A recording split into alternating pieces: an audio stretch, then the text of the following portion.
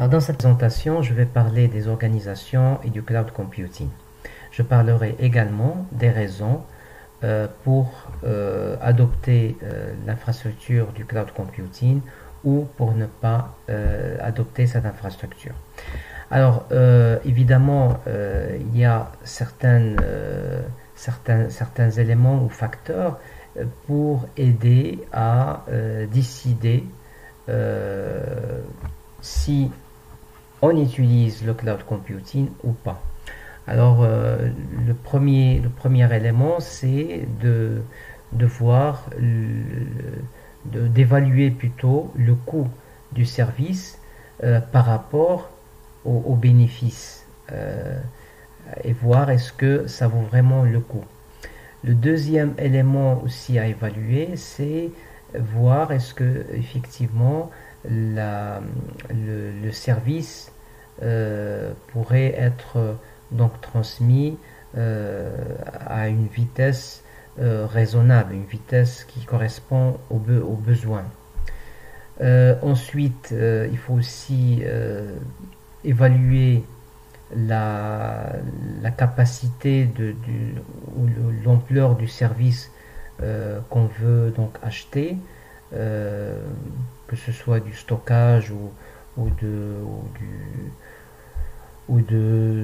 l'infrastructure de calcul.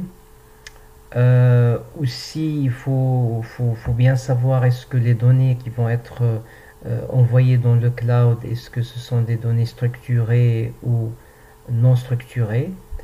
Il faut aussi voir si l'entreprise qui va donc acheter un service, il faut voir est-ce que cette entreprise elle a une structure informatique qui va pouvoir gérer ces services ou qui peut par exemple traiter les services localement. C'est des questions qui se posent pour pouvoir en fait faire le choix et décider si l'entreprise adopte l'utilisation du cloud computing ou simplement se suffire des serveurs ou investir dans des serveurs locaux. Effectivement, à certains moments, le cloud c'est une très bonne solution pour l'entreprise, mais il est fort possible aussi certaines fois où le cloud computing n'est pas une bonne solution à adopter. Alors il existe trois scénarios pour l'utilisation du cloud computing. Le premier scénario, c'est le Compute Cloud. Alors c'est une infrastructure dédiée pour les applications lourdes. C'est des applications qui demandent des ressources de calcul importantes.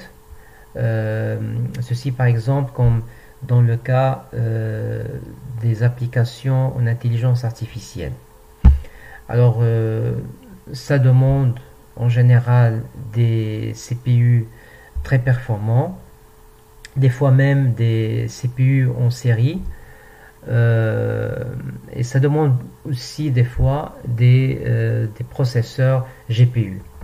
Alors des exemples de ce type de cloud, Amazon EC2, Google App Engine et l'infrastructure Boeing.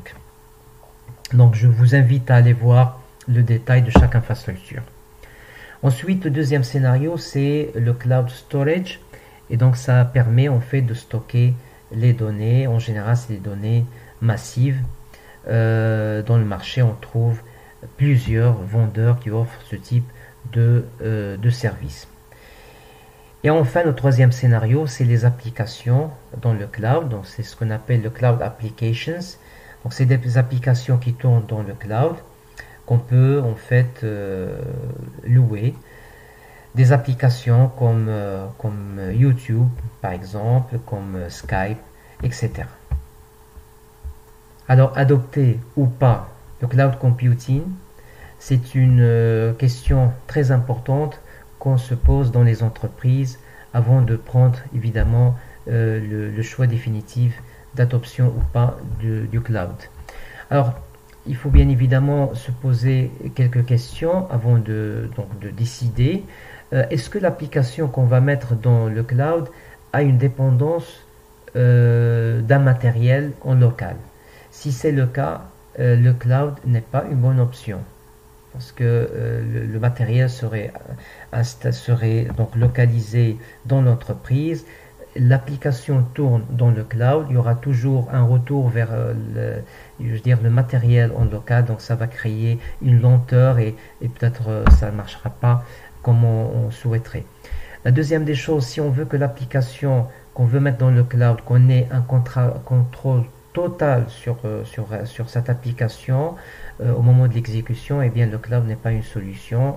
Une fois on met l'application sur le cloud, on ne peut jamais avoir un contrôle total sur cette application. Et puis le coût. Alors des fois ça paraît moins cher de se mettre dans le cloud, mais des fois il faut voir, dépendamment du cas, des fois ça pourrait être moins cher et plus avantageux d'installer l'application et que ça tourne en local. Et puis aussi le cas où ça marcherait pas bien, c'est l'intégration avec une application qui existe déjà. Par exemple, vous avez une application qui tourne en local à un haut débit et on veut relier cette application à des données qu'on va mettre dans le cloud. Ça, c'est pas une bonne option parce qu'il y aura éventuellement une lenteur dans l'exécution de l'application. Un autre problème qui peut rendre le cloud pas une bonne option, c'est la vitesse de latence. On sait bien que étant donné le cloud constitué de plusieurs serveurs géographiquement distribués, on pourrait avoir une lenteur dépendamment de l'application, et ça c'est à cause de l'architecture du cloud. Et puis dernièrement, le point qu'il faut analyser, c'est les demandes de débit. Certaines applications demandent des débits assez importants, comme quand il s'agit de streaming vidéo. Et là, bon, ça peut ne pas être une bonne option d'adopter la solution cloud dans ce cas. Alors, il existe plusieurs avantages dans l'utilisation du cloud computing. Tout d'abord, la scalability, qui est la possibilité d'étendre ou bien de réduire un service. Par exemple, on prend un espace de stockage. Si on remarque avec le temps que les données sont peu par rapport à tout un espace loué, eh bien on va demander de réduire cet espace de stockage. Si par contre on remarque que on a de plus en plus de données, qu'on a besoin de plus d'espace, eh bien on va simplement demander d'étendre et d'élargir cet espace de stockage. Même chose pour les autres services, même chose pour les ressources cloud computing. Un deuxième élément important, c'est aussi la simplicité. Dans une entreprise, une fois on loue les services du cloud, eh bien on ne se tracasse plus de ces applications, on ne se tracasse plus de leur configuration, de leur maintenance. Tout se passe dans le cloud, donc on est tranquille et c'est plus simple. Le troisième élément, c'est que lorsque on va louer des services, en général on le fait chez des fournisseurs connus comme Amazon, comme Microsoft.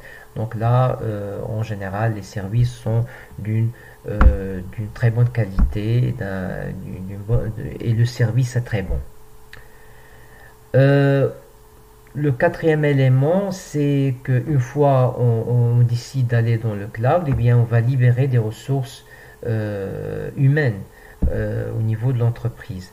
Et on va se focaliser sur le vrai métier. Par exemple, une entreprise qui travaille dans un métier, pas forcément dans l'informatique, il n'est pas censé résoudre les problèmes d'informatique.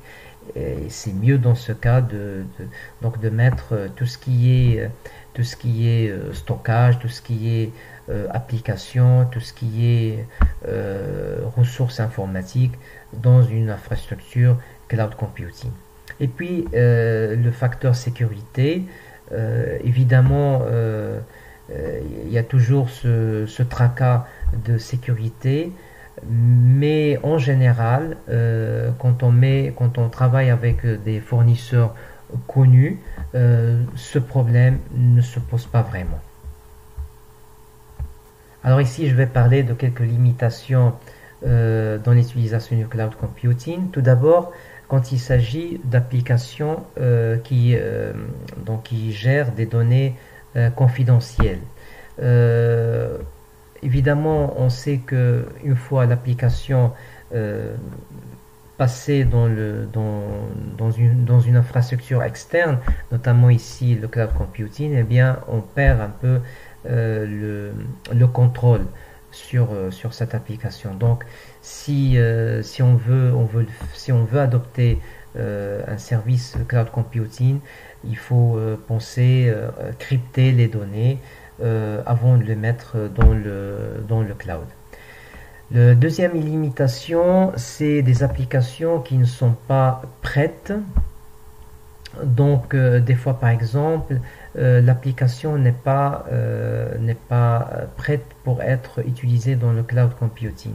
Par exemple, des applications qui, pour leur performance, demandent un grand débit de communication, ça pourrait être contraignant si on veut mettre cette application dans le cloud computing. Aussi, certaines applications qui demandent d'être développées, et donc là qui demandent qu'une partie de l'application soit développée, des applications qui ne sont pas encore prêtes. Là, dans ce cas, c'est une limitation. Et dans ce cas, ça demande que le développement de cette application soit fait au sein de l'entreprise elle-même. Alors, dans le cloud computing, on trouve ce qu'on appelle des initiatives. C'est des infrastructures déjà prêtes pour l'utilisation. Et on trouve ce qu'on appelle des collaborations, des partenariats. Alors pour les initiatives, il y en a plusieurs. Alors on cite Google, Dell EMC pour le stockage, NetApp, Microsoft, Amazon, Salesforce aussi qui offre des softwares pour l'entreprise, etc.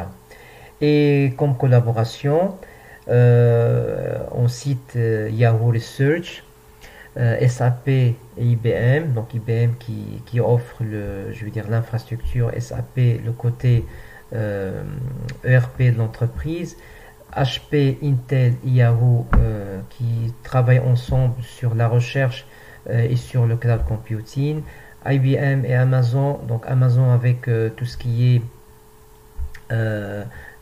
est méthodologie cloud, et IBM avec tout ce qui est infrastructure, processeur, stockage, etc.